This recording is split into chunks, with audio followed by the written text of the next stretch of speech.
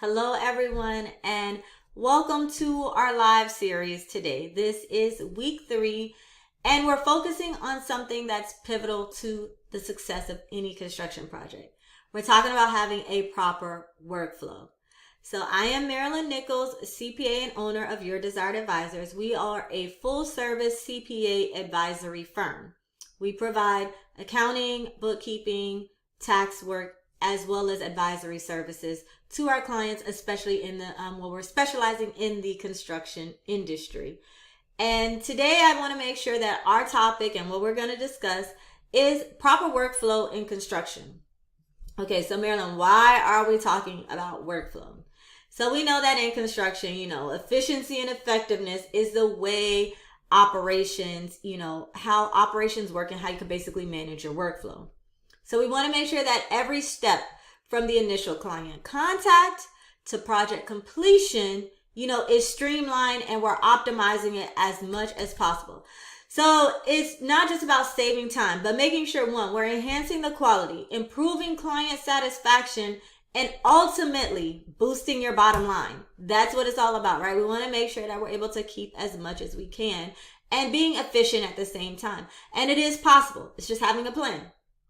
So one key aspect that we do in developing this is standard operating procedures. It doesn't matter if you are a solopreneur or a solo owner. So you're the only owner and you subcontract all of the work out or 90% of your work. You still need SOPs. It's your playbook. It is basically the consistency on how you're going to have that high quality work that you're looking for in each job. It's making sure that everyone on your team, from the employees to the subcontractors, know exactly what to do and how to do it. The consistency is what you need to maintain all of the standards and meeting clients' expectations every time. So there is a twist to this. Like the one thing that we do have now that we didn't have in the past is incorporating videos for your SOPs. So we don't have to worry about writing them down anymore, especially for subcontractors. So if you have a visual guide that shows them exactly how a particular task needs to be done, this can basically change the way you're training your new team members or just ensuring that subcontractors in general are aligned with your methods, your standards. And it's a great way to bridge that communication gap and making sure that everyone is on the same page.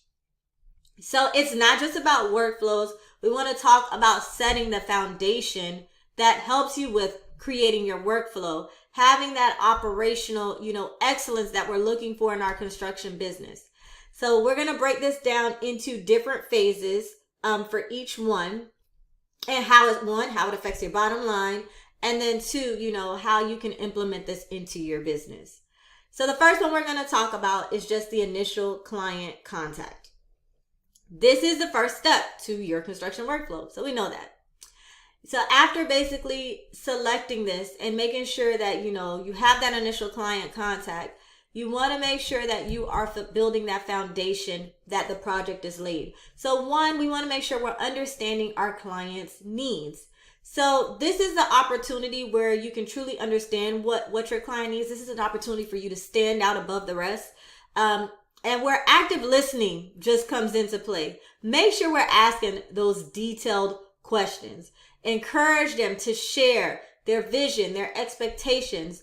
The more that you know at this stage, the better you are at tailoring your services. So one, you can give them the accurate estimate that they need.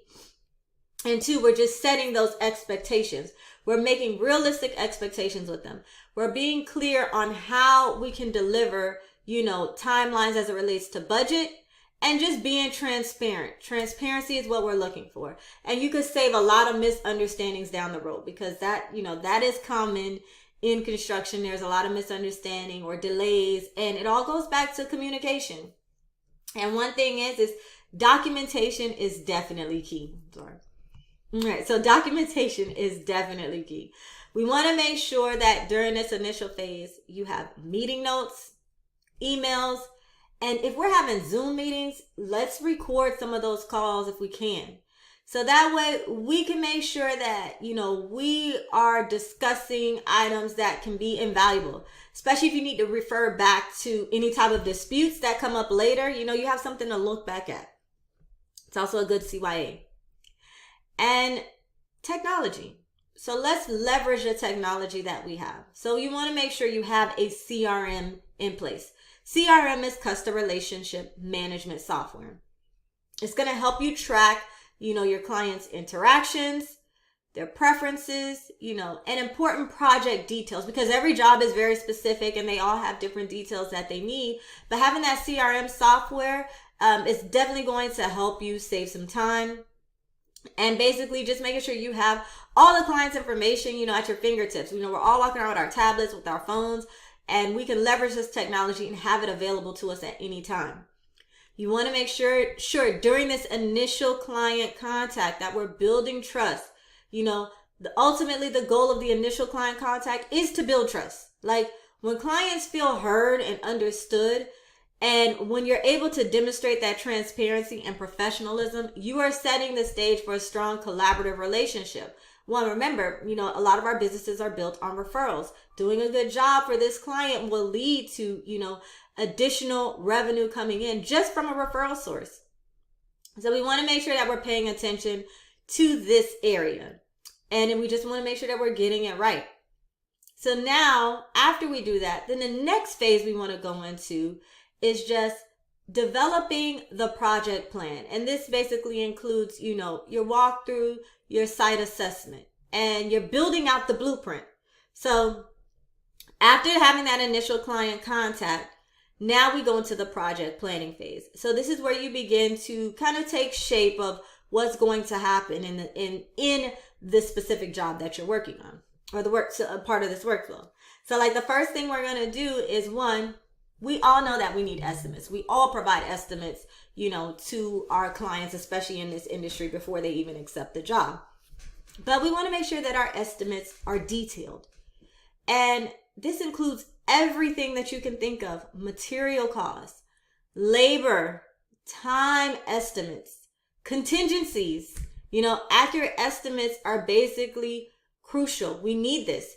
This is the framework for the project. And also helps manage the client expectations. You don't want to be over budget. You definitely don't want to be under budget.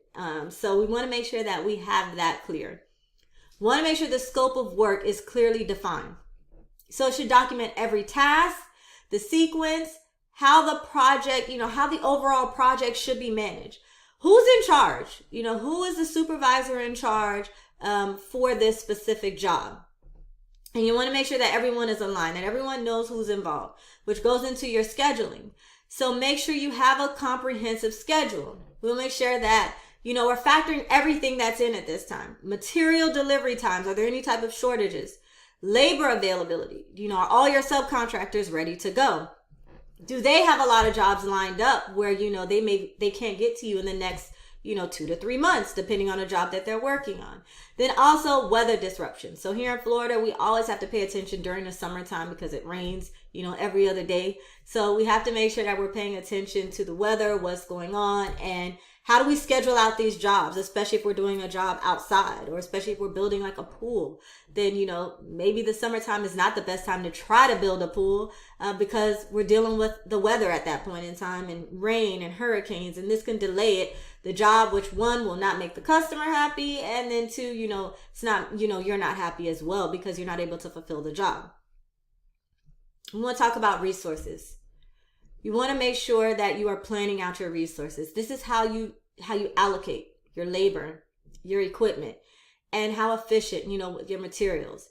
You want to make sure that you have the right resources, that they're there at the right place at the right time. Even just making sure you look at your equipment. Is your equipment ready to go? Does it need to be serviced prior to this job? Because you don't want to be out on a job, then the machine breaks down and you're trying to figure out, how to get a replacement. You need a rental, things like that. If we can do that, prior to getting the job done and what's needed, this is what helps with your bottom line. We want to make sure that we're looking at all the potential risks, risk management, what are the supply chain issues that we have, any unforeseen challenges, because there's always a challenge that happens on a job. And it's just making sure what is the risk, what is the risk management, and having a strategy in place for that. Communication. We talk about this all the time. Communication is key.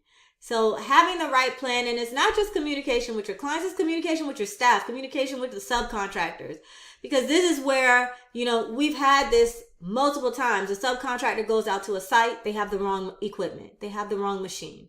Now they need to travel back to get the new machine, and it's wasted time. And again, who's paying for this time? And that's what we're trying to avoid here. So if we're communicating effectively amongst the team and who else is involved, this is definitely going to make sure that the process runs smoothly. So we have our project plan in place. So we did our initial client contact, how we're going to reach out to our customers, how we're going to make sure that we are communicating to them what will happen. We talked about now our project plan, understanding our estimates, our budget, the workflow, and scheduling. So now we go into execution, right? This is the execution phase where we're turning all these plans we just did and we're making it a reality. We're here getting the job done. So what are the things we need to do during this process? First is mobilization. So again, making sure that our resources for our teams, they're ready to go on site. We got all the necessary tools, materials, equipment. They're all available. The team is briefed and ready to go. So before the team goes out, everyone understands what needs to happen, which leads into basically having that effective management, understanding who is the supervisor on site, who do the subcontractors need to be communicating with during this project, and how do they get that completed, making sure that you also have the desired quality that you stated, to your client, making sure that the quality is there on what they're providing. So regular check-ins and making sure that site supervision is key. So make sure your site supervisor, whoever it is, can go out there, check on the jobs, make sure things are running according to plan. It goes into quality control. It's making sure that, you're meeting your client's expectations and making sure you adhere to all the safety and regulatory compliance, regular inspections, because we don't want to fail any inspections, because again, that delays the process, that delays, the time that we're supposed to be on the job. This affects our bottom line if we have to continue to go out and we have failed inspections, because we didn't look at, the permit correctly, or we didn't look at the description. Things like that always seem to happen, and then rework needs to be done, and that puts a delay. Then we all know change orders. That is like something that's always happening in this industry, right? We are always putting in change orders. So this is almost like inevitable when it comes to these construction projects. So you want to make sure, what is the process with change orders? How are we doing it? We have to make sure that we're assessing, approving, and integrating all the challenges that we have in this plan. And then communication, schedule a budget for those change orders as well. The next one is key in this whole process, documentation. We got to make sure we are keeping thorough documentation through this execution phase. So we're talking about progress reports, site logs, any issues that were encountered, how they were resolved, because good documentation is going to, help in tracking the progress. So when we're done, we can make sure we're managing our disputes, reviewing project performance and post-completion. We have had times where clients have paid with a credit card. We've processed, everything has gone through, and then they turn around and they dispute the charges. And how do you avoid that? And then you have to show proof as to what was done and what was completed on that specific project. So having that documentation is key, because that is what we will use to dispute, that services were completed. Here's proof, here's signatures, signed work orders, whatever you may have, to make sure that, one, you're not getting, customers that will do something like that to you.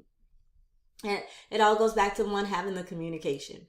So, just making sure you're having that clear communication with your clients, regular updates, making sure that they understand, what's going on, and just being transparent, because we're building that trust. Remember, it's all about building trust with these clients, because they are going to refer more business. They are going to refer more business to us. They are going to, they're going to advocate for us when we need them.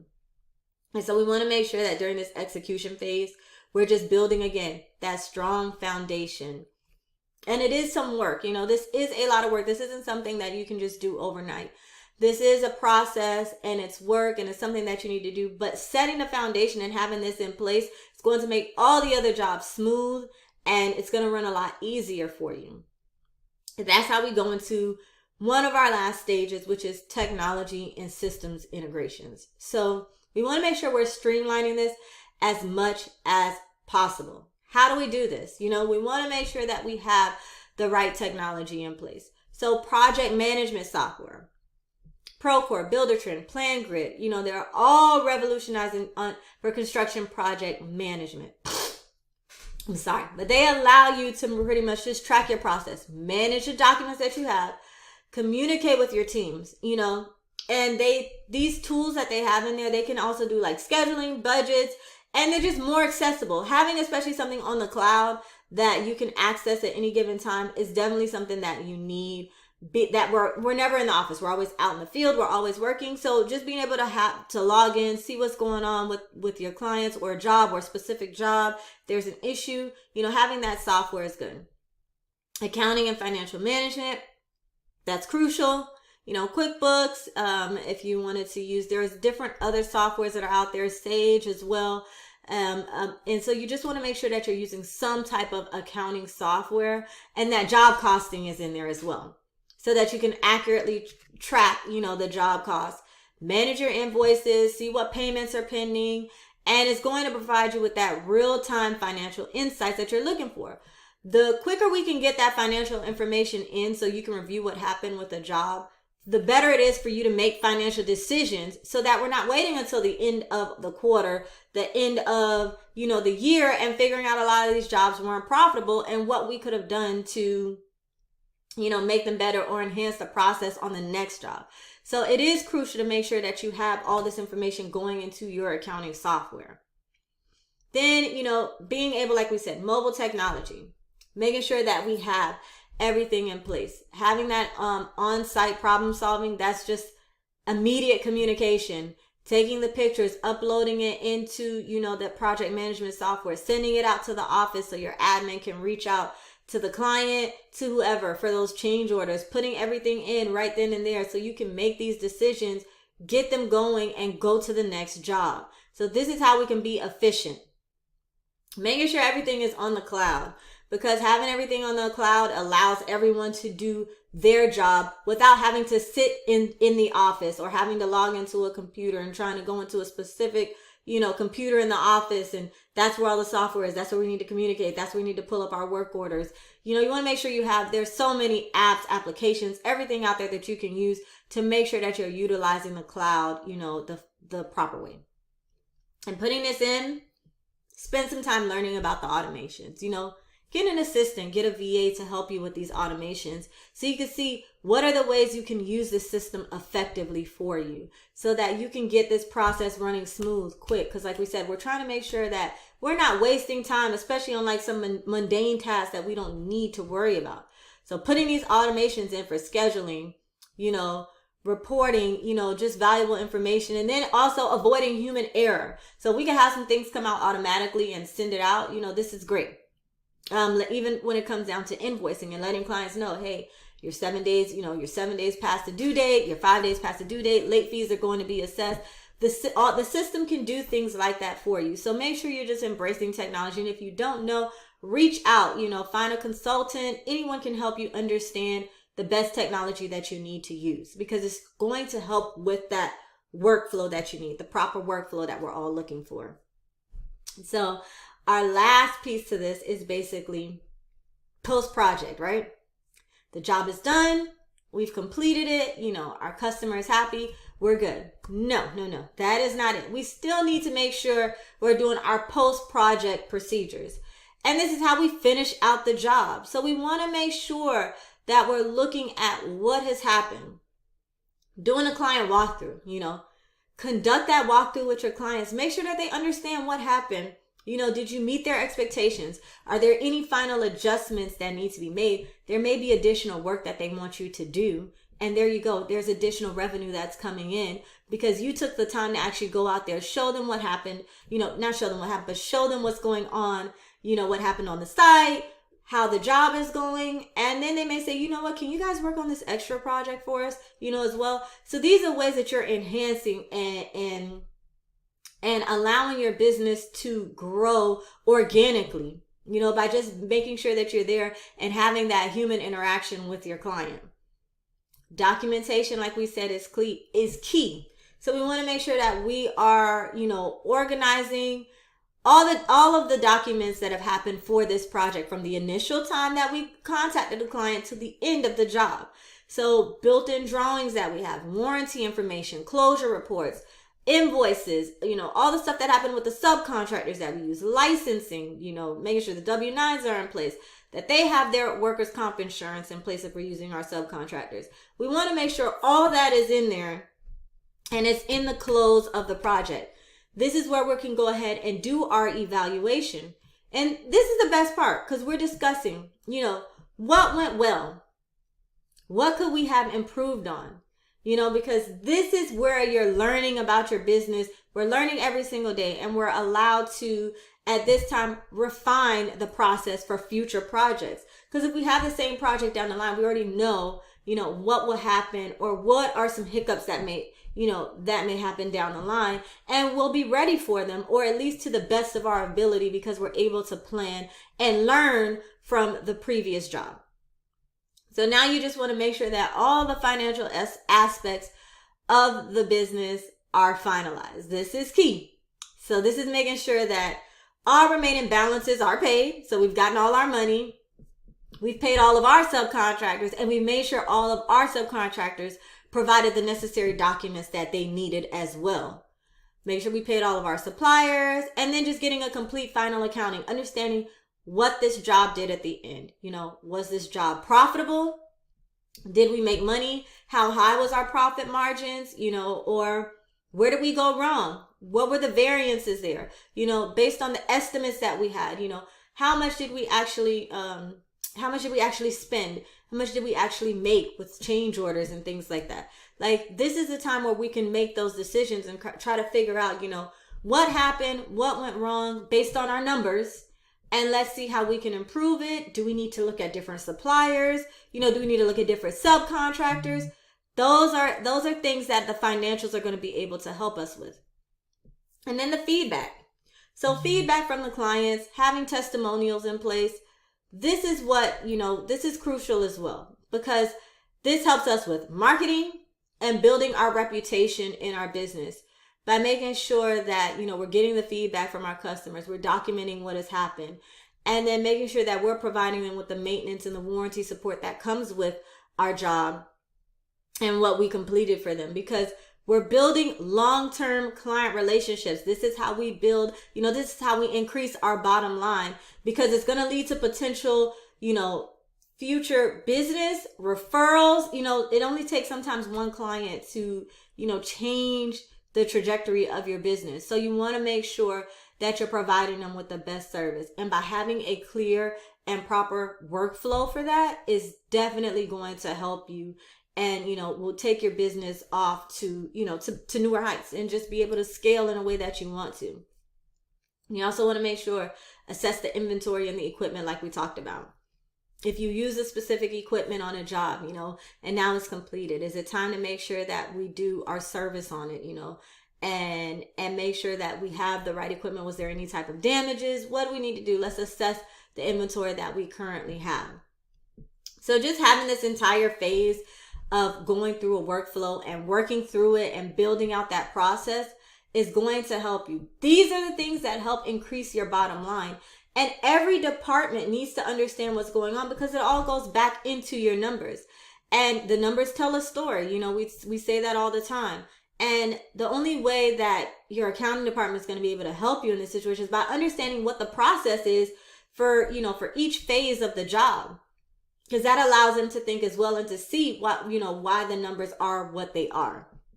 So you want to make sure that you have this type of stuff in place and that you're putting it in, and it's never too late to implement a strategy and find out what's working for your business. We are still in the new year. Look into new technology, look into new systems. Yes, it may require some time, but it will yield dividends, and you're going to get your return on your investment back by doing that, and you're going to see long-term results. So it's just making sure that you're putting yourself and positioning yourself so that, you could see that growth by the end of the year and comparing like what happened at the beginning of the year until now. So I hope you guys enjoyed this live, and you could take some of this stuff, apply it to your business.